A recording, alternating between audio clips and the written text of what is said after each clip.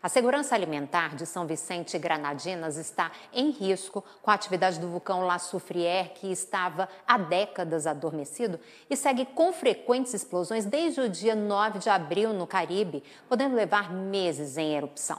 A região mais próxima do vulcão é onde estão as principais áreas agrícolas do país. As cinzas se espalharam pelo mundo e chegaram à região norte do Brasil. 30 mil pessoas tiveram que deixar suas casas deslocadas por motivos de segurança. As autoridades do país estão preocupadas por conta da proximidade da estação dos furacões. As Nações Unidas devem ajudar com um fundo de 29 milhões de dólares na recuperação. Nós conversamos com exclusividade com o ministro da Agricultura do país. Acompanhe. A gente vai conversar com o ministro de Agricultura de São Vicente e Granadinas, no Caribe, Saboto César. Welcome, Minister.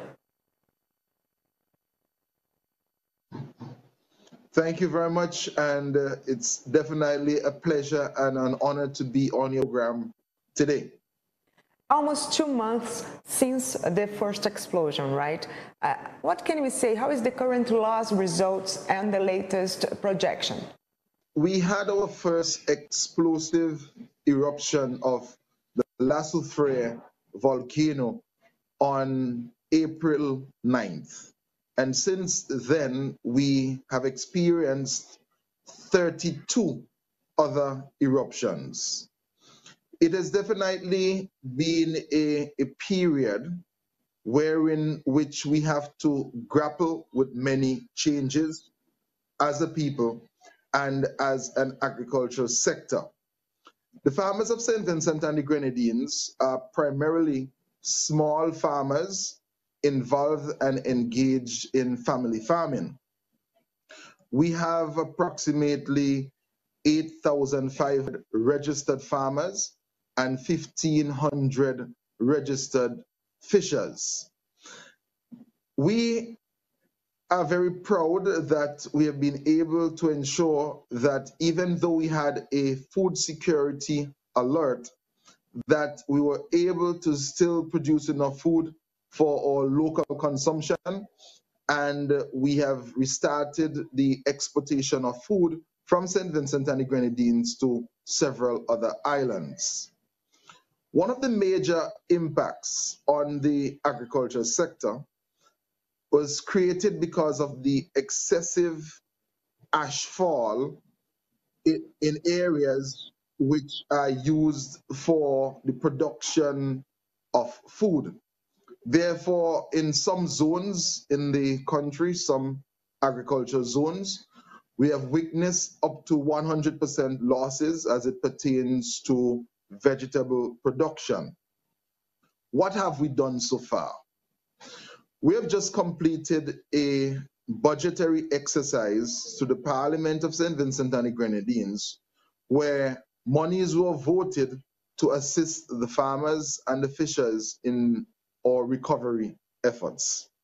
We have started a care package program, and this is where we are providing food for the vulnerable by purchasing food from the farmers and redistributing to persons who are in shelters and persons who are in homes and are finding it hard to access food. We are going to, over the next 2 weeks, begin a program where we will be distributing seeds and seedlings to several hundred farmers. These farmers will use these seed and seedlings to be able to re-establish their production. There are many farmers who have flatlands and have lost their crop. What we are going to do is that we're going to purchase the services of several tractors, and we will be going into the different communities, speaking to the farmers, and utilizing the mechanization from the tractors to plow the lands so that the farmers will be able to replant these. There is going to be a period of income support. Income support meaning we appreciate as a government that many farmers lost their income. And we are going to make monies available to all farmers to be able to address some of their primary costs. For example, the bills that they have on a monthly basis. For farmers who live closer and farm closer to the volcano, their payment for income support will go on until the end of the year and may continue into 2022.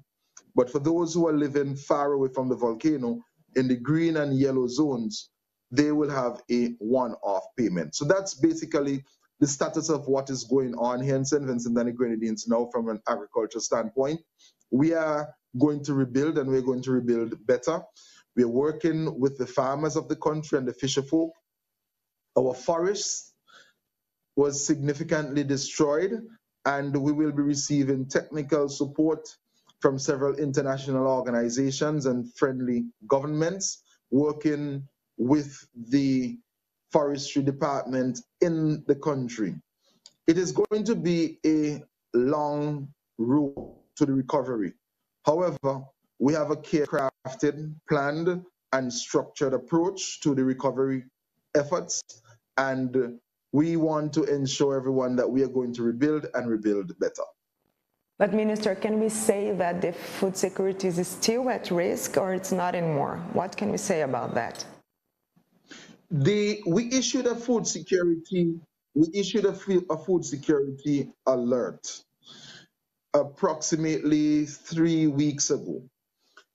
For some commodities, we have a vulnerability. For example, the production of vegetables, the carrots, the tomatoes, the cucumbers, the lettuce, the eggplants. These commodities, we are very vulnerable in terms of our production currently. What we are going to do over the next 2 weeks, as I noted, is we are going to increase production exponentially, and we're going to focus on these crops. The good thing about these crops is that they're short-term crops, and we are going to integrate the backyard gardens as well into producing large scale for the entire country, so that we will reduce the food insecurity in these commodities. But whilst we are food insecure in some commodities, we are producing some commodities at such large quantities that we are exporting. So for example, we are exporting taros, the dasheen, we are exporting ginger, turmeric, plantains are being exported from St. Vincent and the Grenadines, and coconuts.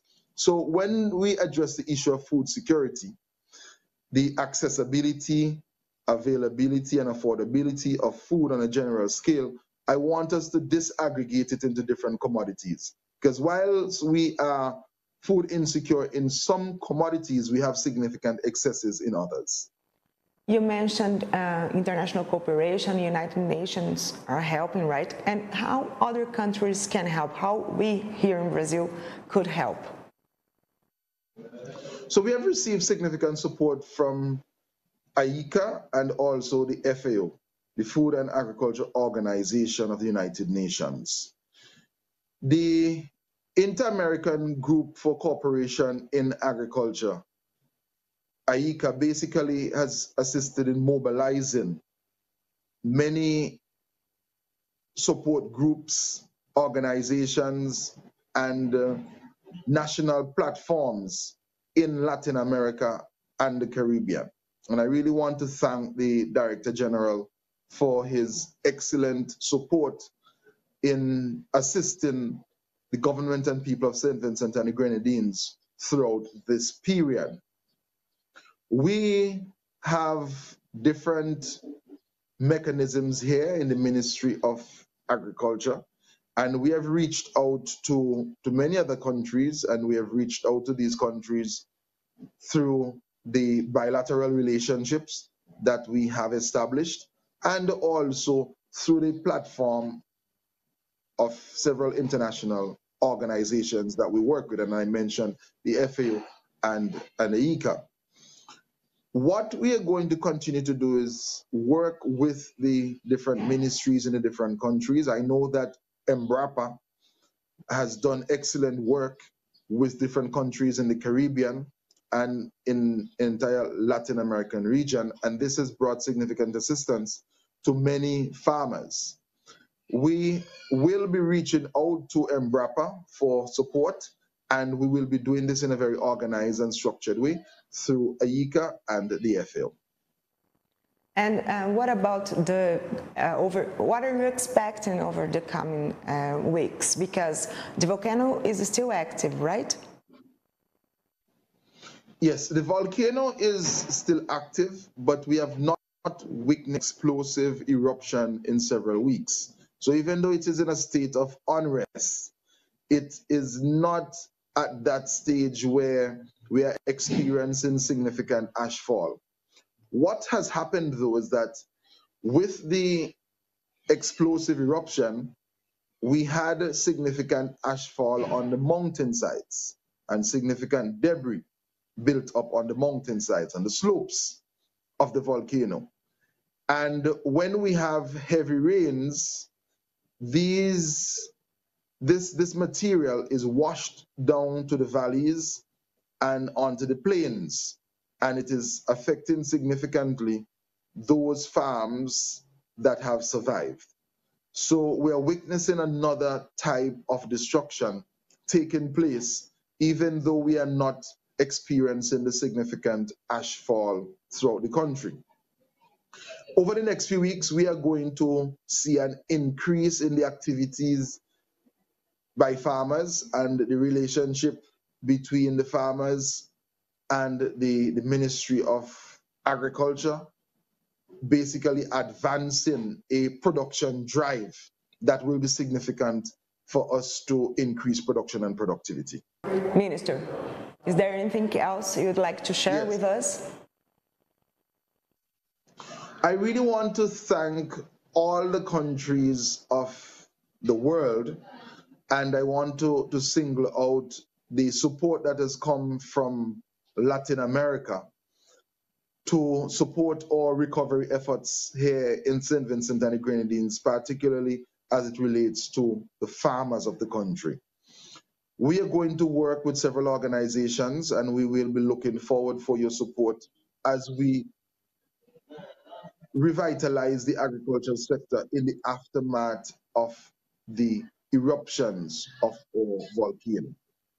Our family farmers, or fishers, or agro-processors will stand to benefit from the solidarity that is expected between our countries and our regions. Thank you so much for your time, and good luck for your people. God bless. Very much. Thank you very much. Thank you.